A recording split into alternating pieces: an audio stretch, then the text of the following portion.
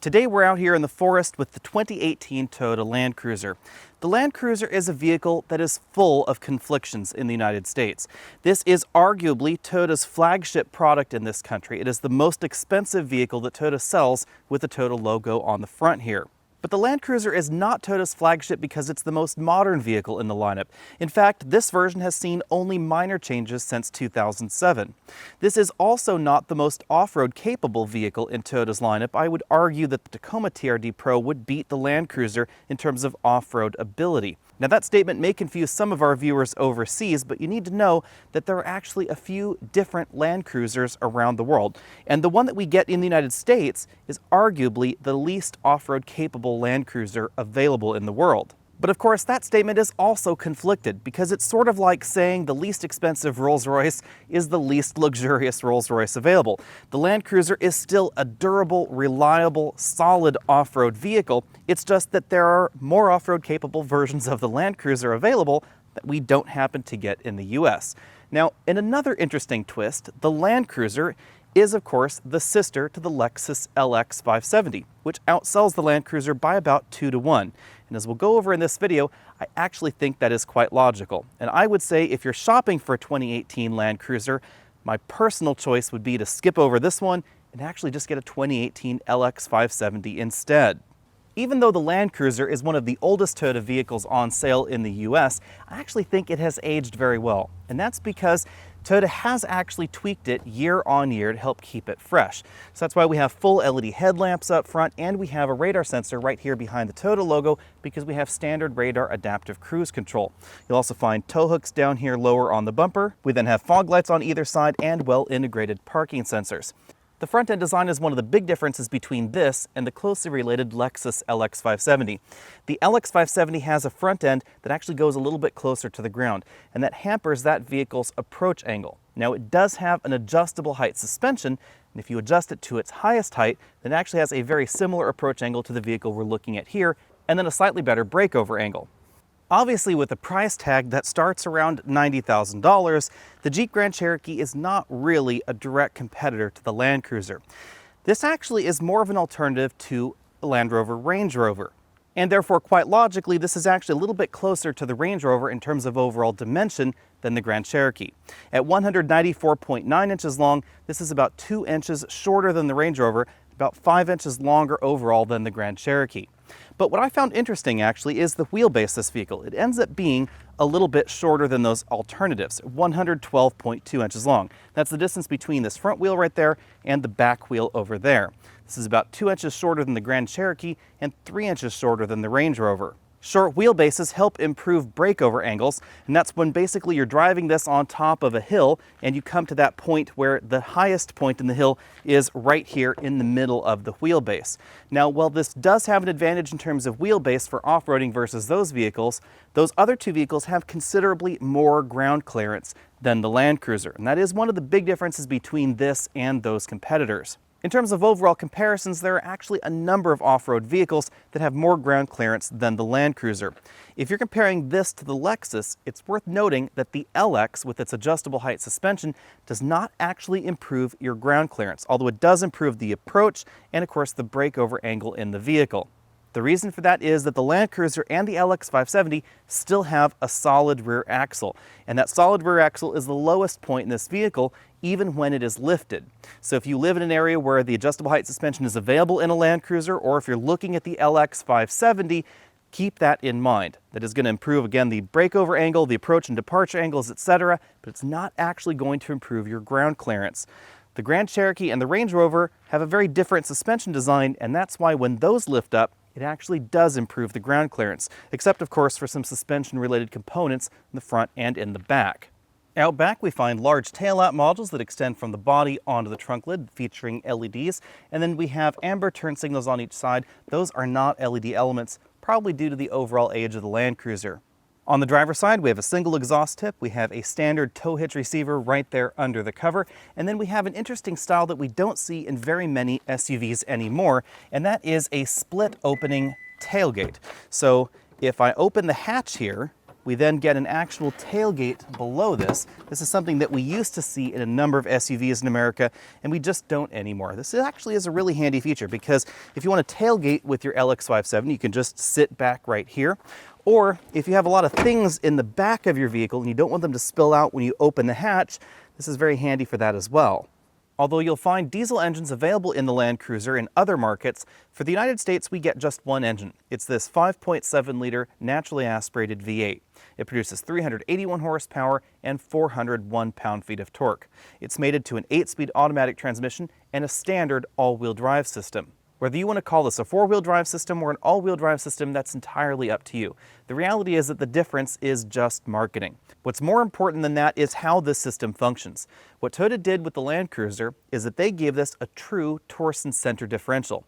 And that means that it's a mechanical gear set that is always splitting power between the front and the rear of the vehicle. That's quite different than what we see in most pickup trucks or a lot of other off-road vehicles. Of course, Toyota didn't just stop at giving us a true mechanical center differential, they've also given it an electronically locking function so that way you can actually permanently split power front and rear when you need to. Of course, the downside to having a permanent all-wheel drive system is fuel economy, because this comes in at 15 miles per gallon average, and that is notably below many of the competitors.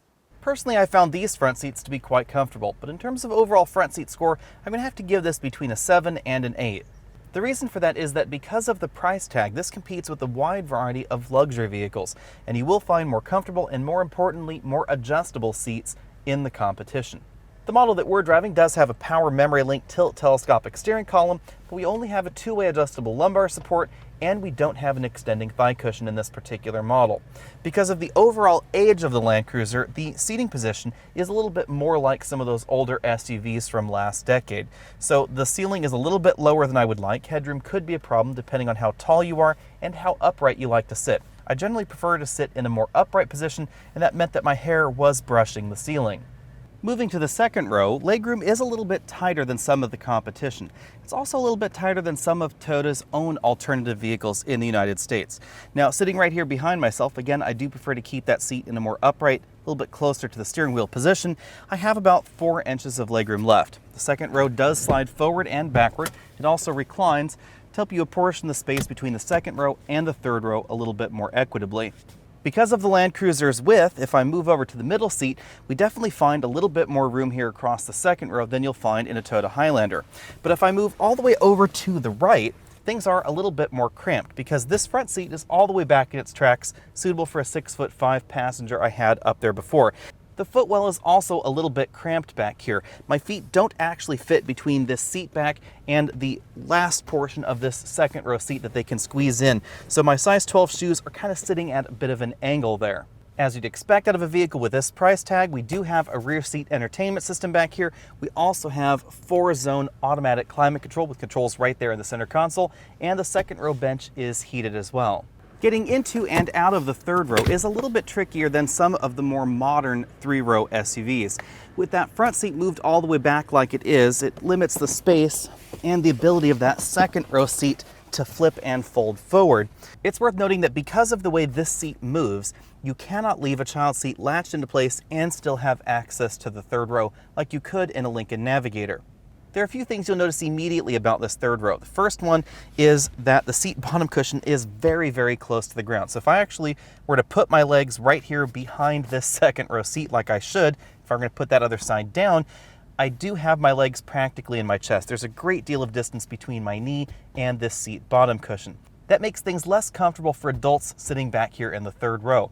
It's also worth noting that headroom is fairly limited. I'm actually leaning forward because if I were to sit upright like this and actually try and put my head on that headrest, I would have to crane my head to one side in order to do that. That's because we have notably less headroom back here than most of the luxury competition. In an unusual twist, this third row bench is actually a 3-person bench, so there is actually a seat belt right here in the middle. But of course, this third row splits in half and then folds off to the side, so that is a little bit unusual, and the seat belt comes out of the ceiling right there. Although the overall design of the Land Cruiser is not all that recent, the overall packaging is still fairly competitive. Behind the third row, we find 16.1 cubic feet of storage space. Now, obviously, Toyota has decided to prioritize cargo space a little bit more than third row passenger comfort, but this is still relatively competitive compared to other large SUVs in America. And that is noticeable because we can actually put a 22-inch roller bag in this position behind those third row seats. Although the Lexus is available as a 2-row vehicle, the Land Cruiser in America is available only as a 3-row vehicle, and that means that the third row back here still folds to the side, which is a very unusual move in this segment. When they're folded to the side, we still have the maximum cargo height available. Of course, they couldn't go into the floor because the spare tires under there and, of course, the suspension for the vehicle, but it does mean that the cargo area becomes narrower than many of its direct competitors. Because of the unusual design of this third row seat, as I mentioned earlier, when you're sitting in this middle position, you're sitting on the bridge between these two rear seat backs. The location to store the headrest is even more unusual. It's inside a pocket right there on the driver's side third row seat. It has this sort of unusual headrest that we lock right there into position on the driver's side seat, and then it bridges that gap for the headrest. And then, as I said before, the seat belt actually comes right there out of the ceiling. Moving to the inside, we have a standard moonroof right there over the driver and front passengers' heads. We have height adjustable shoulder belts, not just for the driver and the front passenger, but also for the second row passengers right back there as well. From this end, you can also see the air vents that are in the ceiling. There are also some in the center console. The front headrests are two-way adjustable, and then you can see the rear seat entertainment right there behind the rear headrest. These seats are leather. They're perforated because they're heated and ventilated, and of course, again, all this is standard in the Land Cruiser. The front doors are made from a combination of materials. We do find hard plastics lower on the front doors right around that speaker grille and, of course, the bottle holder, but the rest of the door is made from soft touch materials. Now, the upper section and this lower section right there below the brown armrest, these are slush injection molded parts. There's actually a hard piece under there, and then there's a very thin coating of foam, and then what you're seeing right here on the surface. In case you're wondering, the trim that you're seeing on the doors that also moves on over to the dashboard, this is imitation wood trim. You do find real wood trim in something like the Lexus LX 570, but not in the Land Cruiser at this time. Moving from the doors on over to the dashboard, we find that same blend of materials. We have a soft touch upper section, a hard touch lower section right there around this slot style glove compartment. You'll see it's a 2-tier, so we have one slot up above where you can put your instruction manuals, etc., and then a slot lower. I was not able to fit a large tablet computer inside. Although the basics of the Land Cruiser are fairly old, Toyota has refreshed a number of the vehicle's systems over time to help keep it current. The infotainment system is one of those items that has been refreshed. You'll see this is not running Toyota's latest infotainment software package, that would be Entune 3, but this is really just one version behind, and that means that we still have full Bluetooth and iPod integration, voice commands. We have the ability to browse our Bluetooth connected device. I think this is really a handy feature, even though we don't have that next step, which is Apple CarPlay integration that we do find in some of the more recent Toyota products. Below this screen, we have a home button, which takes us back to that home screen, nav button, info, and apps, because we do have smartphone connected apps right there via that Entune app suite. We also have some satellite information delivered services like our traffic incidents and weather. We can click this button to go right there, shortcut to the audio interface, phone interface, and then of course, setup for the system. Working our way down the center console, we have the start-stop button for the engine, the controls for the 4-zone automatic climate control, which is also standard. We hit this climate button right here, and then we're taken on into the screen where you can actually control the rear climate zones as well as the front ones that we have physical buttons for here. We then have some physical buttons and knobs for that infotainment system, power and volume over here, tune over there.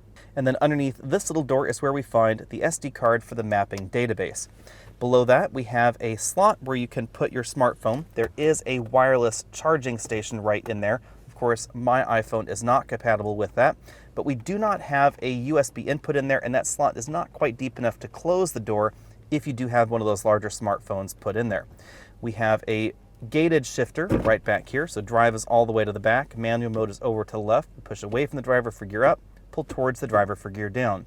With the shifter in that position, you'll notice the controls for the heated and ventilated front seats, and of course the heated steering wheel right here. You can also see the USB and auxiliary input over there on that right side.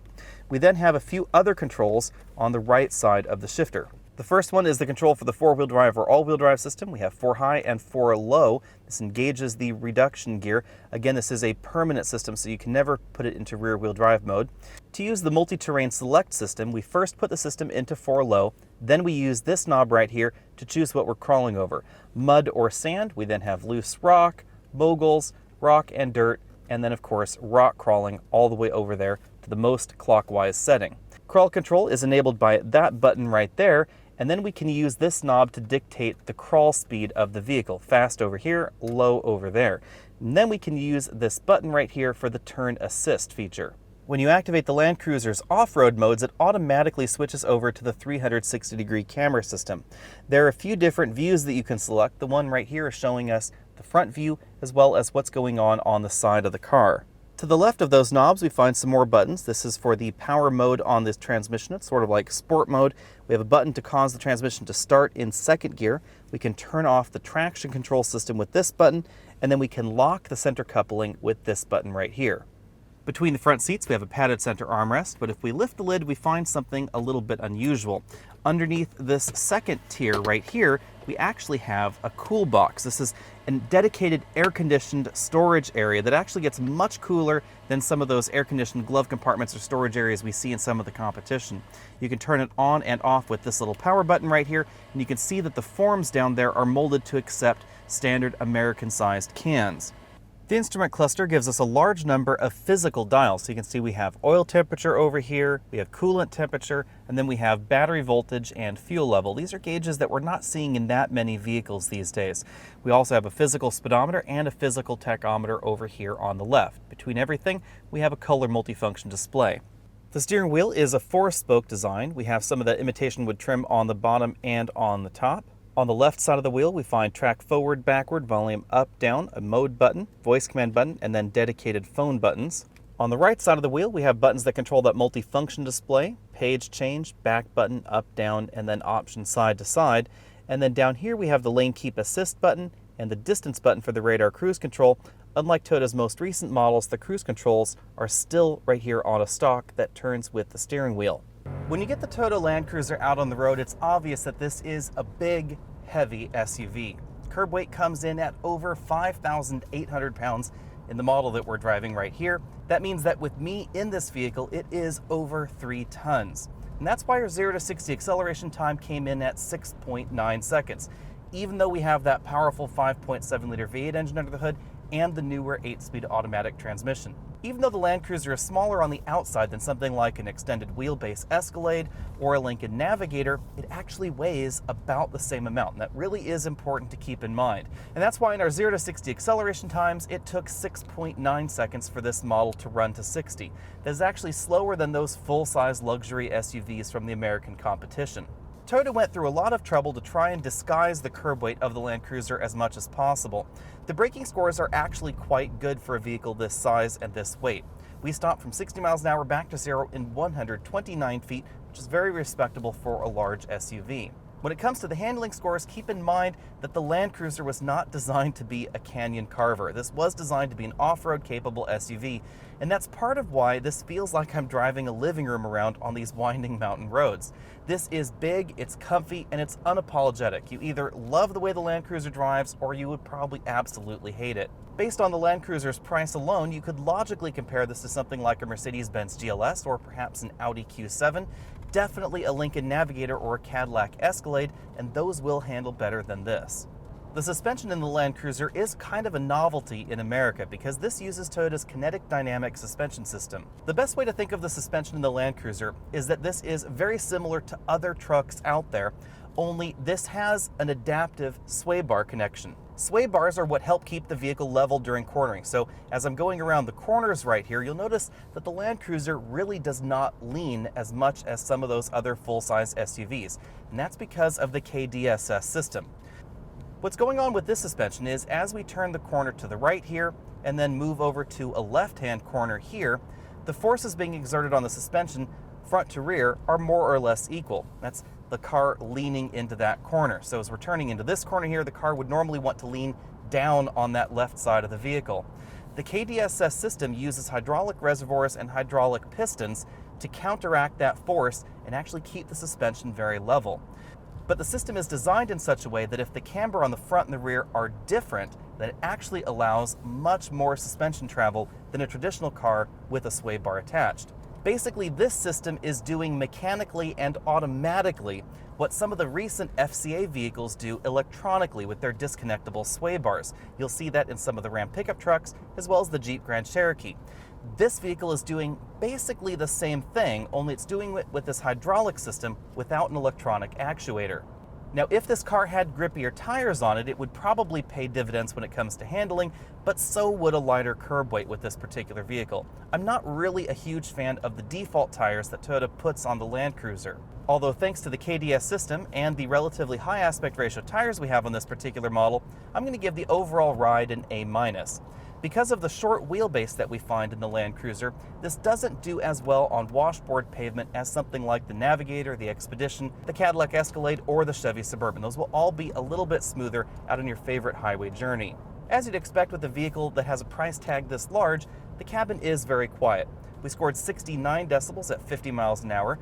Wind noise is especially well controlled in this cabin. Fuel economy in the Land Cruiser has been fairly low. We've been averaging about 14 miles per gallon over a week of mixed driving in this vehicle, and we haven't towed with this vehicle. So when you compare this to something like our most recent Lincoln Navigator video, it actually scored higher than this, and we were running around with a trailer connected to it for about half the time we had it. That is a pretty low fuel economy score. So when it comes to overall fuel economy, I'm going to have to give the Land Cruiser a D. That's likely because of the older engine design and of course the fact that the curb weight is quite high. Also, this vehicle has a permanent all-wheel drive or four-wheel drive system. It is always sending power to the front axle and to the rear axle via that Torsen mechanical center differential. That is fairly unique in this segment because most of the competition use multi-plate clutch packs that keep the front axle disconnected as much as possible in order to improve fuel economy. Now, obviously, it's going to pay dividends when it comes to absolute traction in this vehicle, but it is going to harm your fuel economy score. Traction in sticky situations is one of the things that this vehicle does extremely well. And that's all down to the permanent all-wheel drive system. Most truck-based systems out there have two modes. They have an auto mode where we have a clutch pack that either slips or completely engages and locks in place, or they have a mode where that center coupling is just permanently locked. When those modes are engaged, the front axle and the rear axle cannot spin at different rates. Having the inputs for those two axles permanently locked together actually reduces your handling ability, and it can really make the vehicle squirrely if you're out on ice or on muddy roads, etc. But this vehicle doesn't do that. Because it has that true center differential, it can actually vary the amount of power going front and rear whenever it's required, and it could allow those two axles to spin at different rates, and that really helps improve that instant traction. The Land Cruiser is a tricky vehicle to review because so much of the value in the Land Cruiser is wrapped up in the name. In this respect, the Land Cruiser is very much like a luxury car, but it's not the luxury amenities that make the Land Cruiser desirable in some ways. It actually is the Land Cruiser name, the Land Cruiser history, and the off-roading cachet that goes with it. And that's even though this version of the Land Cruiser is obviously not as off-road capable as some of the Land Cruisers that have come before it. For 2018, the starting price of the Land Cruiser is $84,315, and there's really only one option to select, the rear entertainment system, which is right around $2,200. Other than that, absolutely everything that you saw in this video is standard in the Land Cruiser, and it only comes as a three-row vehicle. At this point, you're probably wondering, why is the Land Cruiser so expensive? Well, a lot of it has to do with the fact that it is such a unique vehicle. It doesn't share that much with the rest of the Toyota lineup, although obviously it shares infotainment systems, it shares the engine, the transmission with some of Toyota's other products, and the frame is based off of the Toyota Tundra pickup truck. But there is still quite a bit that's unique to the Land Cruiser and the related LX570. The LX570 actually sells in higher volume for Toyota. The Land Cruiser is actually quite a low volume vehicle. Obviously, that doesn't explain everything, and some people have said they feel it is still a little too expensive. And when you start looking a little bit deeper, it does seem like the Land Cruiser is probably just expensive because it is the halo vehicle for the Toyota brand. Any way you slice it, it is going to be considerably more expensive than a Toyota 4Runner. The 4Runner with four-wheel drive in base form starts at $36,330, so it is about half as expensive as the Land Cruiser. Jeep's Grand Cherokee starts at $34,992 for its base four-wheel drive trim, but the Land Cruiser doesn't necessarily compete against those vehicles. It is really more of a Range Rover kind of vehicle. It's trying to compete in that segment, even though it does have a Toyota badge in the front. Now, that may sound strange to Americans because in America, Range Rover and Toyota don't really compete head-on in terms of overall brand, but there are definitely markets in the world where they do. And in that light, it sort of makes a little bit more sense. The Range Rover starts at $87,350, so it is fairly close to that base Land Cruiser model. Of course, the Range Rover has a much nicer interior, it's more modern, it's also aluminum, and it has better polished electronic gadgets and gizmos for off-roading. One of the things that we noticed with the Land Cruiser is that the crawl control is especially herky-jerky. That is something that we also see in the Toyota 4Runner, unfortunately. Compared to more modern off-road oriented vehicles like the new Jeep Wrangler or the G-Wagon or even the Range Rover product line, those vehicles have much smoother crawl control systems. Speaking of the G-Wagon, if you want to buy one of those, it will set you back $123,600 starting, and it actually is kind of the same sort of vehicle as the Land Cruiser, except that the Land Cruiser has actually lost some of its off-road ability over time. It does still have that locking center coupling, but it doesn't have a locking front differential or a locking rear differential that we do see in the G-Wagon. On the one hand, that makes the G-Wagon more capable off-road, but on the other hand, it means that the Land Cruiser is more capable on-road, because in order to get that rugged off-road ability, Mercedes did have to give up an awful lot of on-road handling ability, and that really shows when you drive the two vehicles back to back. On the flip side of things, the Jeep Grand Cherokee and the Range Rover product line are actually a little bit better to drive on-road, and in many ways a little bit better to drive off-road as well.